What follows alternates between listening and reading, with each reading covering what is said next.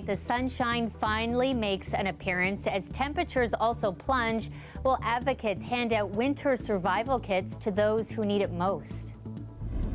Having the community come together is so special, so important, and providing real needed supplies. Advocates also urging the City of Toronto to reconsider a plan to close more shelters and... It's had a really big impact. I mean, the cost of all my ingredients have increased, and I understand that it is really difficult for everyone. Planning a wedding when the cost of everything is up. We'll take you to the bridal show where some couples are getting creative. Plus, so there's so much new stuff right at the time when you just landed to this country. So that makes the mental health more like you feel a lot of pressure. offering mental health support to international students, we'll show you a project underway that uses the power of storytelling to build resilience. This is CBC Saturday News.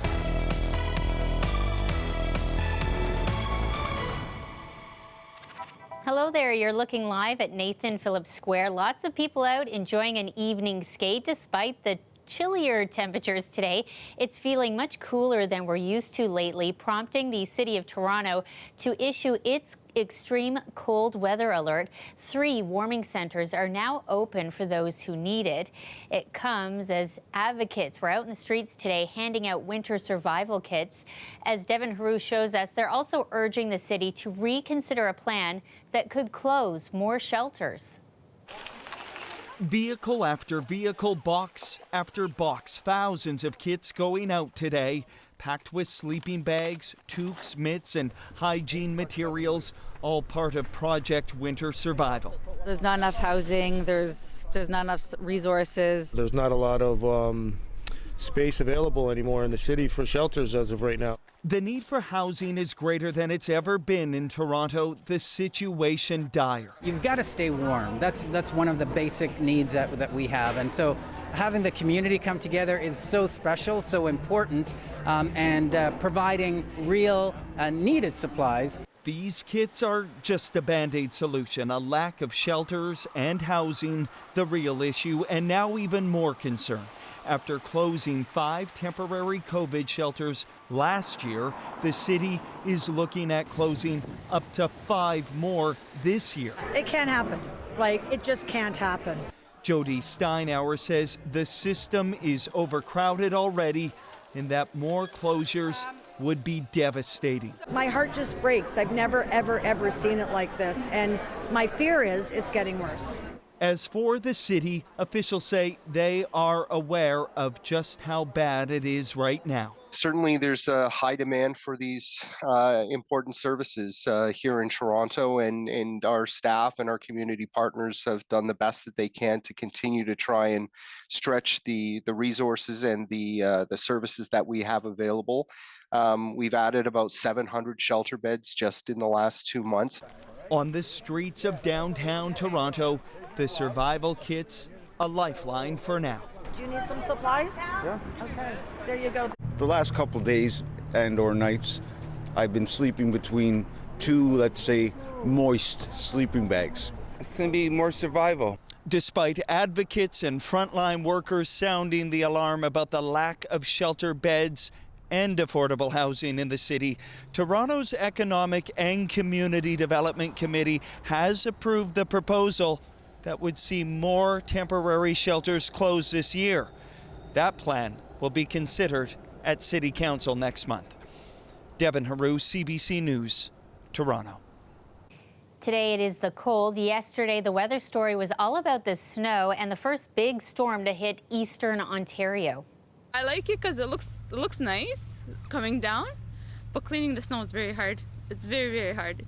Right now it's been an hour and we're still not even done halfway because it's still pouring. Oh yes, lots of shoveling. Toronto saw just about 5 centimeters, but Ottawa got much more. Roads in the capital were covered for most of the day. School buses were canceled, and yeah, lots and lots of shoveling.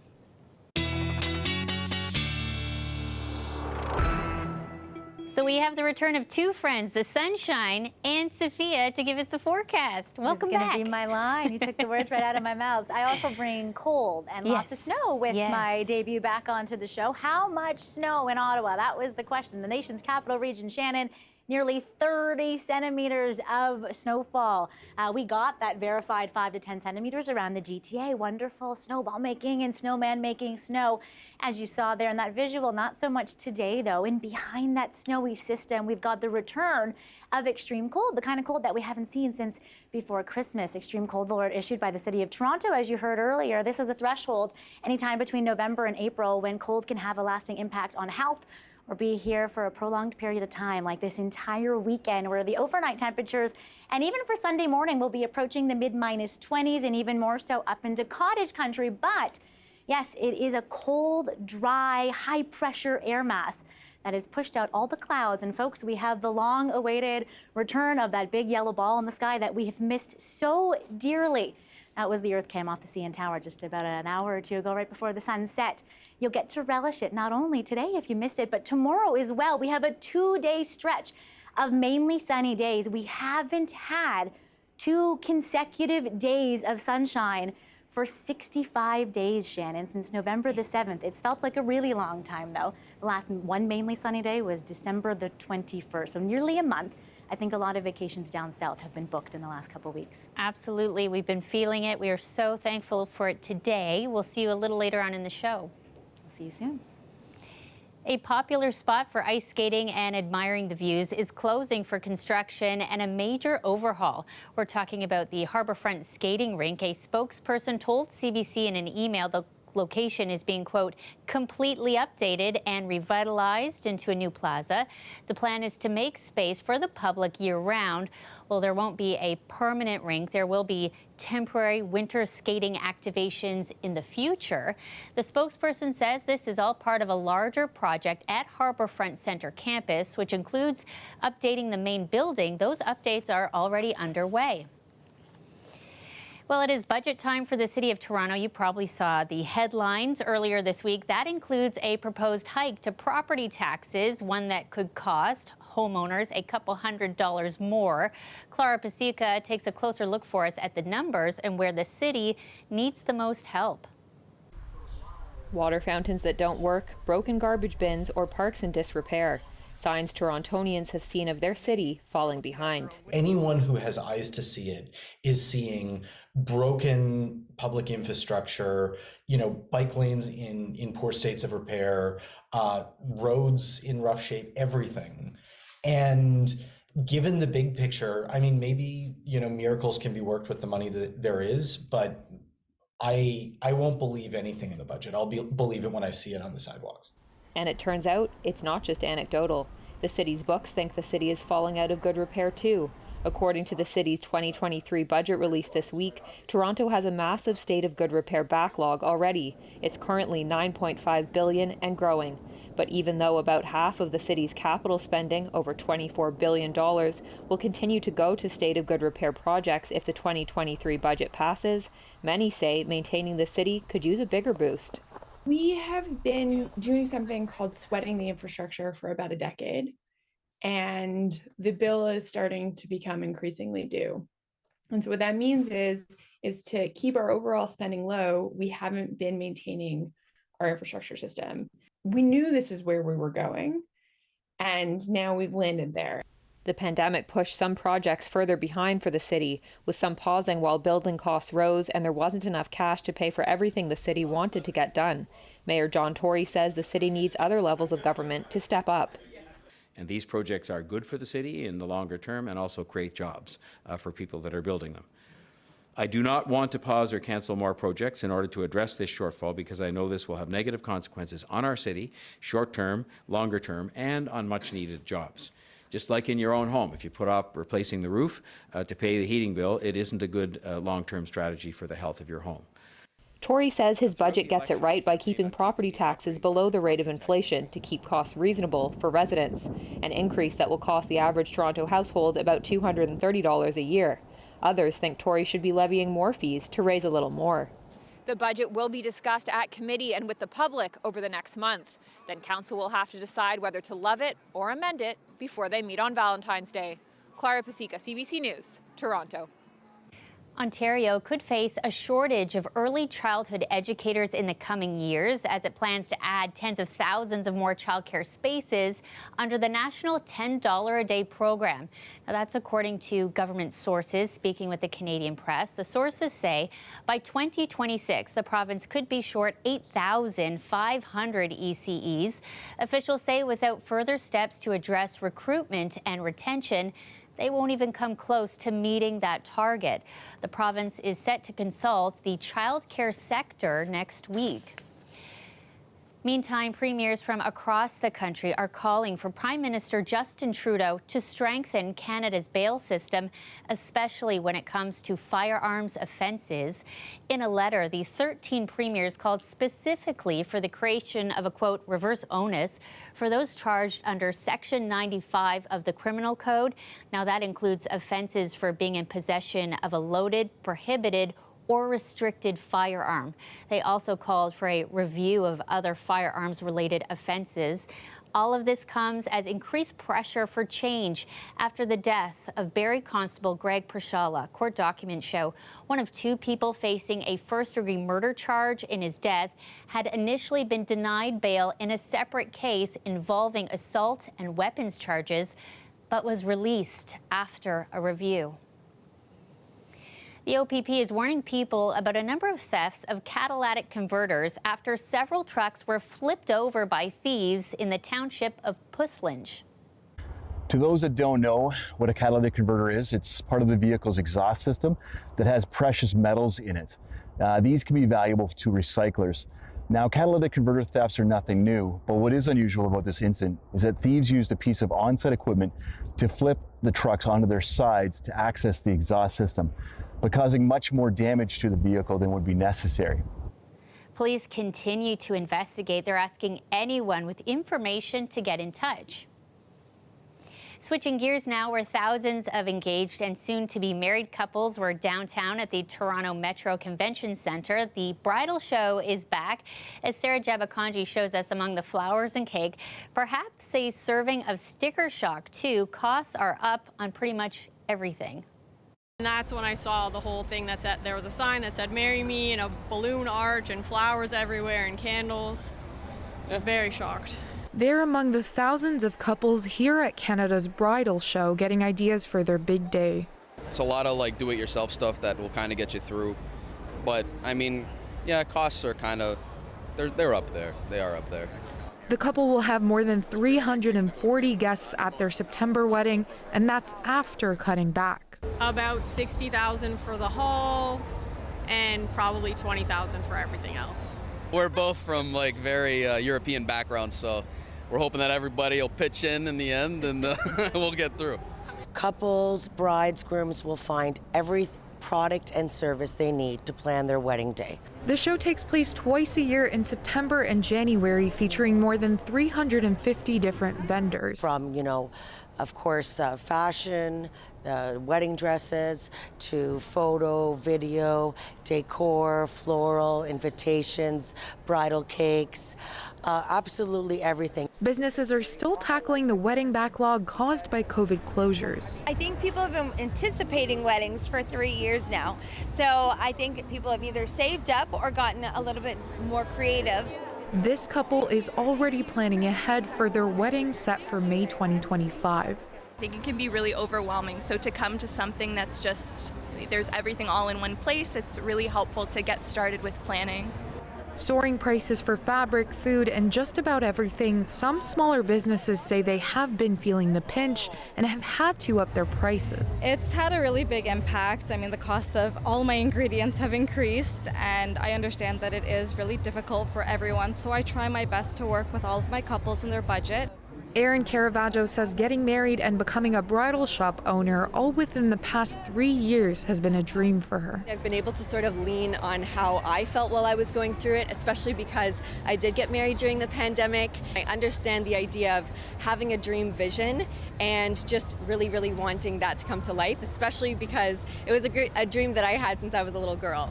Sarah Jabakanji, CBC News, Toronto. This month, we're putting the spotlight on mental health and how communities across the GTA are coming together to offer support and services for those who need it. Soch Mental Health is one of those groups. Started by 2 community health nurses, it recently teamed with Sheridan College. The hope is to use the power of storytelling to build resilience.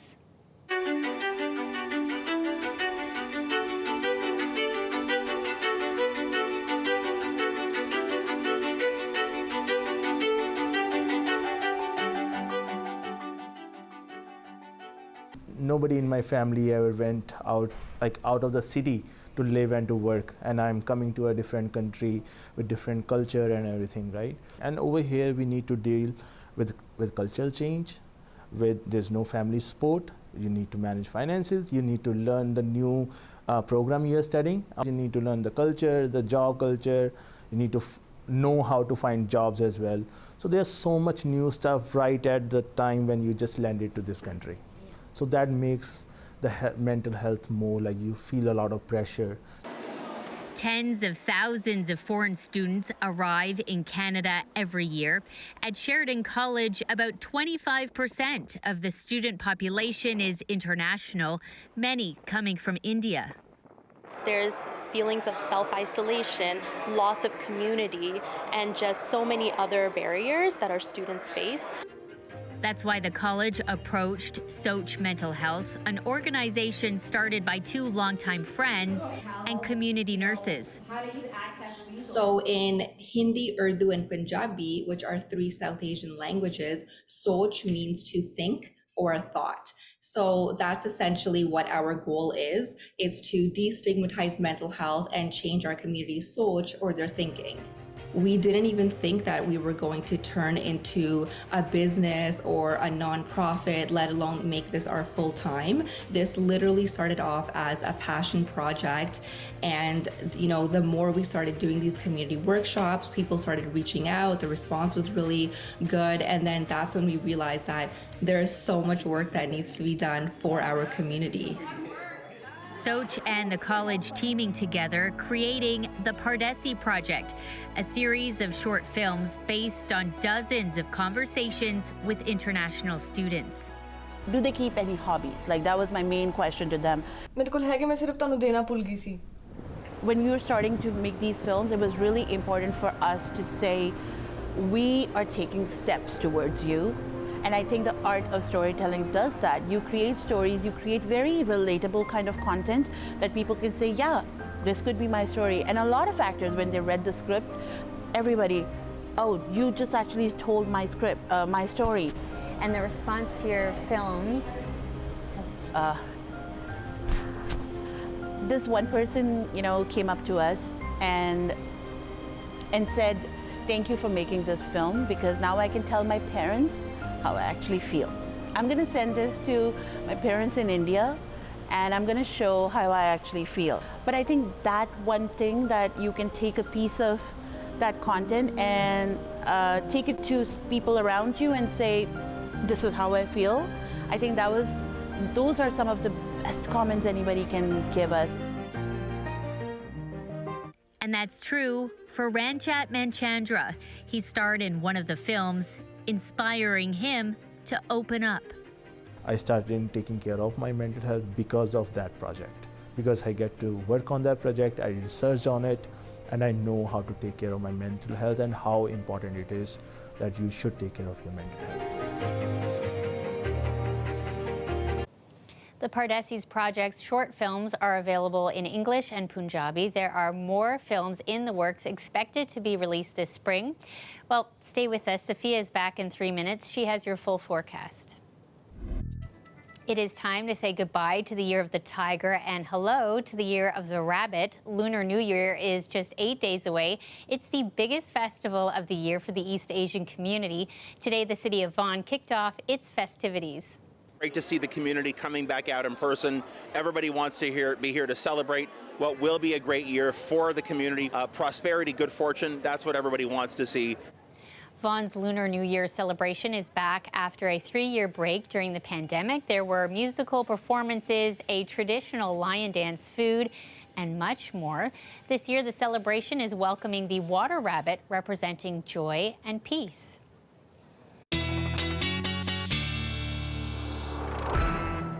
Sophia is back now with the sunshine. Thank goodness. When you show us those dates of how long it's been, it's depressing. Yeah, Yeah, completely. it's awful. 65 days since we have had, I'm going to show you the stat again in a minute actually, since we have had 2 mainly sunny days. This was it earlier, appearing near the Perry Sound area. Lovely. Sun sightings. Sun sightings, everybody's People are doing like, that right now. It exists. It is that much of a stranger. So this was us up near a frozen lake in the Perry Sound area as I brought the sunshine down today. And then we caught on the Earth Cam the moment that it turned from dreary and gray to sunny in the city of Toronto. There it is. And everybody was looking out their windows, you know, confused at this big ball of light in the sky. You get to relish it for one more day tomorrow. Another mainly sunny day that we haven't seen a stretch of since November the 7th. Monday will be pretty good as well. It's this big, strong area of high pressure above us that's keeping things very dry, but very cold. So cold overnight tonight, really cold Sunday as well.